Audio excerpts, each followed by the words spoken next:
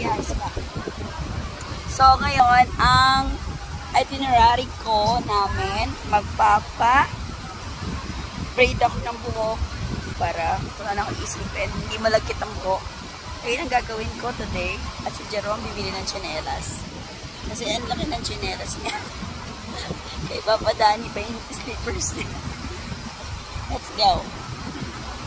Pupunta na tayo. May nakita kasi ako kanina matanda. Siya yung magbe-braid.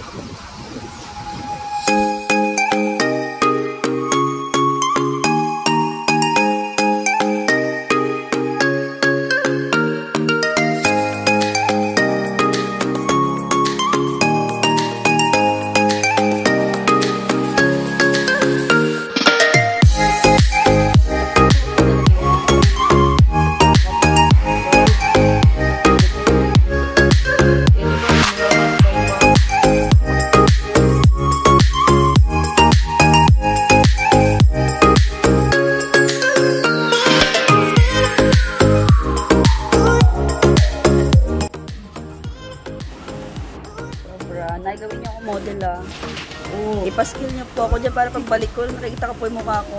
Kasi dati nakamodel po ko sa mga kasong binago na hindi ko na nakita yung mukha ko dito.